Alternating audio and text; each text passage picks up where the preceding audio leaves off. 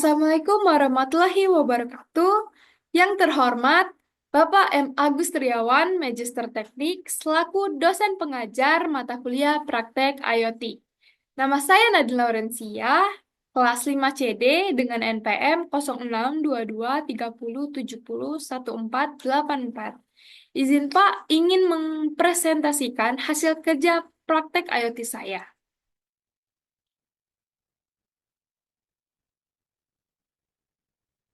Baik, yang pertama saya akan menjelaskan protokol MQTT. MQTT tersebut memiliki kepanjangan yaitu Message Queuing Telemetry Transport. MQTT adalah protokol komunikasi ringan yang digunakan dalam sistem IoT untuk mengirim dan menerima data antara perangkat yang terhubung ke jaringan. Yang kedua yaitu Mosquito, yaitu MQTT broker yang berperan sebagai hub yang menerima message dari publisher dan mendistribusikannya ke subscriber. Nah, MQTT broker tersebut memiliki peran yaitu mengelola komunikasi antar perangkat dan memastikan pesan yang dikirim oleh pengirim sampai ke penerima yang tepat. Analoginya seperti kantor pos yang menerima kiriman dan mengantarkannya ke alamat yang sesuai. Lalu protokol MQTT yang kedua yaitu Mosquito Publisher. Sebagai MQTT klien yang berperan untuk mengirimkan message publisher ke MQTT broker, yang berperan sebagai mengirimkan data dari perangkat seperti yang digunakan pada praktek IoT sekarang. Saya menggunakan sensor DHT11 ke broker. Analoginya seperti seorang yang mengirim surat ke kantor pos.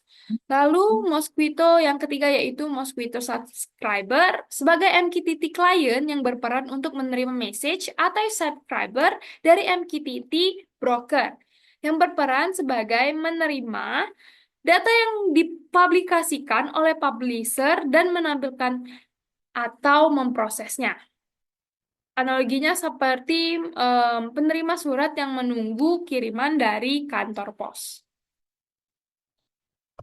Berikut adalah komponen yang saya gunakan pada praktik tersebut, yaitu yang pertama DHT11 yang merupakan sensor sederhana yang berfungsi untuk mengukur suhu dan kelembapan di lingkungan sekitar. Nah, data yang dihasilkan oleh sensor tersebut digunakan sebagai informasi utama dalam sistem ini, yang kemudian diteruskan ke ISP32 melalui komunikasi langsung.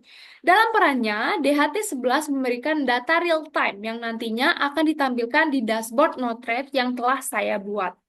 Lalu yang komponen kedua yaitu ISP32 adalah microcontroller utama yang mengelola seluruh sistem ini. Nah, setelah menerima data dari DHT11 tadi, ISP32 mengirimkan data tersebut ke broker MQTT yang bertugas untuk mendistribusikannya ke dashboard Node-RED untuk divisualisasikan. Selain itu, ISP32 juga berfungsi untuk mengontrol LED RGB. Dengan perintah yang diterima dari dashboard, ISP32 dapat mengubah warna LED RGB berdasarkan kondisi suhu dan kelembapan dan mengikuti pengaturan manual dari pengguna. Komponen yang ketiga yaitu LED RGB. Nah, perangkat tersebut adalah perangkat pencahayaan yang mampu menghasilkan berbagai warna seperti merah, hijau, dan biru, atau kombinasi warna lainnya. Pada sistem ini, LED RGB dikontrol oleh ISP32 untuk memberikan visualisasi sesuai data yang diterima dari sensor atau perintah pengguna melalui dashboard Node-RED. Berikut saya akan menjelaskan alur kerja perangkat IoT yang telah saya buat. Baik, yang pertama yaitu sistem dimulai dari sensor DHT11 yang bertugas membaca data, suhu, dan kelembapan dari lingkungan sekitar kita. Nah, sensor ini mengukur parameter lingkungan secara real-time dan mengirimkan data tersebut ke microcontroller ISP32. Nah, ISP32 bertindak sebagai pengendali utama pada sistem ini. Setelah menerima data dari DHT11 tadi, ISP32 mengelola informasi tersebut dan mengirimkannya ke broker MQTT menggunakan protokol MQTT.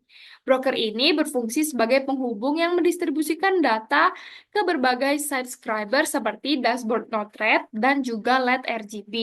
Nah, dashboard Node-RED tersebut memberikan data suhu dan kelembapan yang diterima ditampilkan secara visual, seperti dalam bentuk grafik yang dapat kita lihat yang setelah saya buat ini, sehingga pengguna dapat mudah memantau kondisi lingkungan.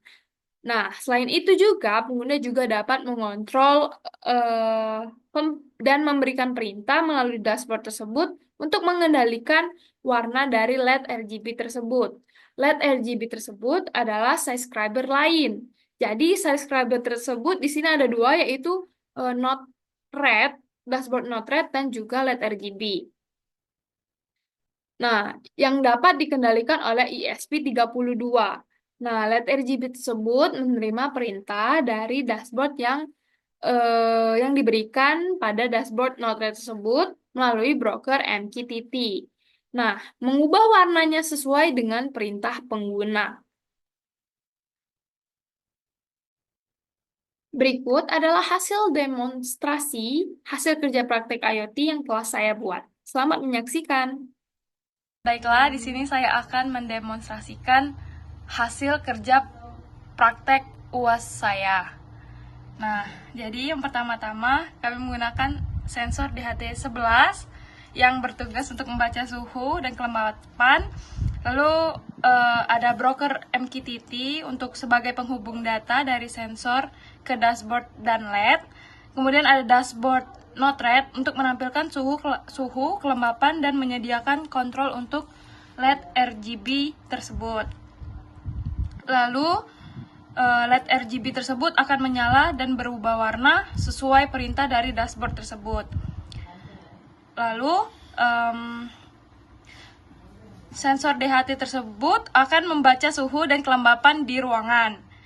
Kemudian broker tersebut akan meneruskan data ini ke dashboard sehingga kita bisa melihat hasilnya secara real time. Berikut adalah dashboard yang saya buat yang sudah terkoneksi dengan broker. Dan grafik dan suhunya dapat kita lihat sendiri. Lalu untuk broker tersebut berfungsi untuk penghubung antara sensor dan dashboardnya. Dan semua data yang dikirim dari sensor akan diteruskan oleh broker ke dashboard dan komponen lain seperti LED RGB tersebut. Kemudian di dashboard kita bisa mengontrol LED RGB tersebut. Seperti yang kita lihat, saya mengklik red on, LED tersebut akan menyala di warna merah. Lalu saya klik off, kemudian saya klik green on. Pada perangkat tersebut lampu hijau akan menyala. Kemudian blue on, lampu biru akan menyala. Sesuai perintah pada dashboard tersebut.